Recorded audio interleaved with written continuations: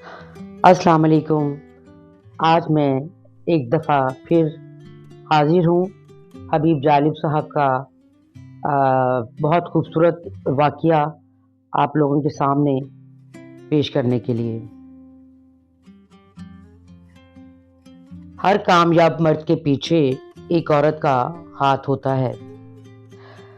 حبیب احمد کے مست میانوی سے حبیب جالب بننے تک کا 3 مضبوط خواتین کا ہاتھ۔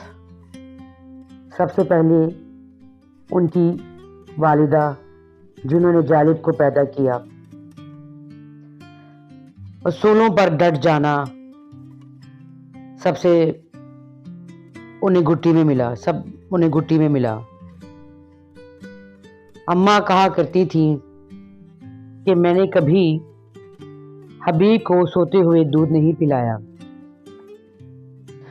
تو یہ کیسے کسی سے نظریں پھیر سکتا ہے؟ مطلب معاشرتی ناہمواریاں اور مسائل بھی تھا۔ جالب صاحب ابتدا میں روایتی غزل گو شاعر تھے، جگر مراد آبادی سے بہت متاثر تھے اور اسی رنگ میں غزلیں کہا کرتے تھے۔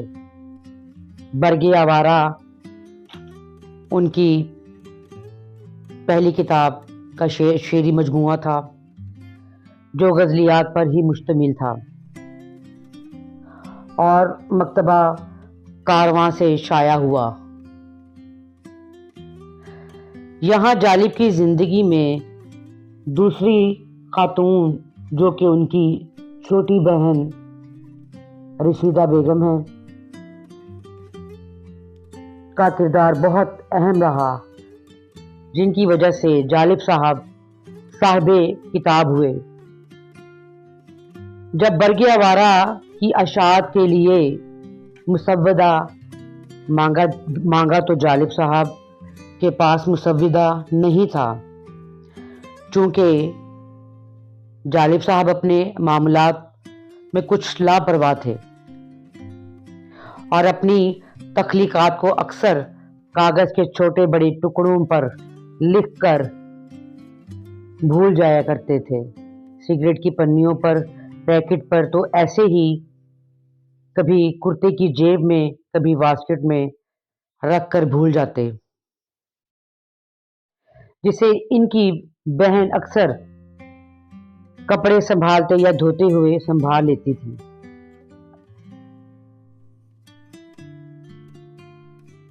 جب اشاعت کا معاملہ آیا تو جالب صاحب کو 15-20 غزلیں یاد تھیں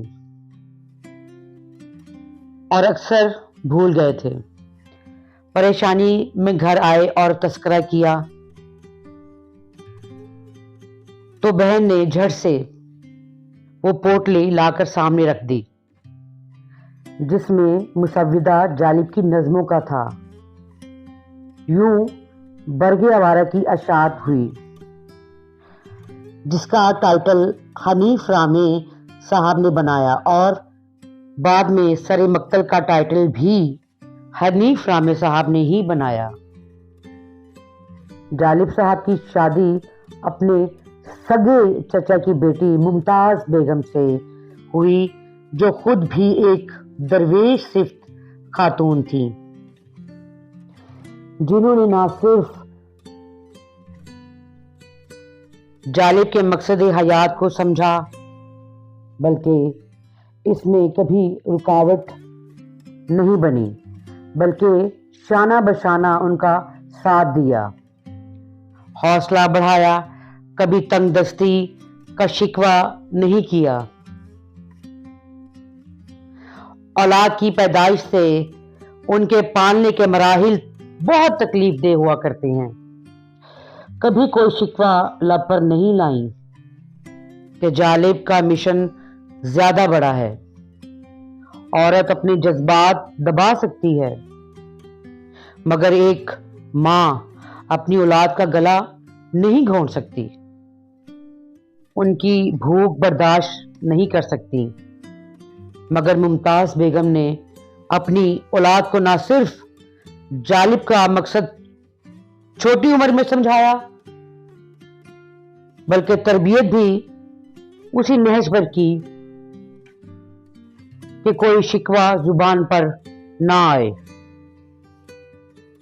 वो बिलाशुबा जालिब सानी थी, जिन्होंने जालिब के जाने के बाद भी मुराद कबूल नहीं की और ता दमे मर्ग जालिब की वसीयत पर कायम रही और अपने बच्चों को भी यही सिखाया। आज मैं जो कुछ भी हूं अपनी वालदा की वजह से हूं। दुआओं में याद रखिएगा। आपको मेरा ये व्लॉग अच्छा लगे, पसंद आए तो आप इसको सब्सक्राइब, लाइक, शेयर जरूर कीजिएगा। बहुत शुक्रिया।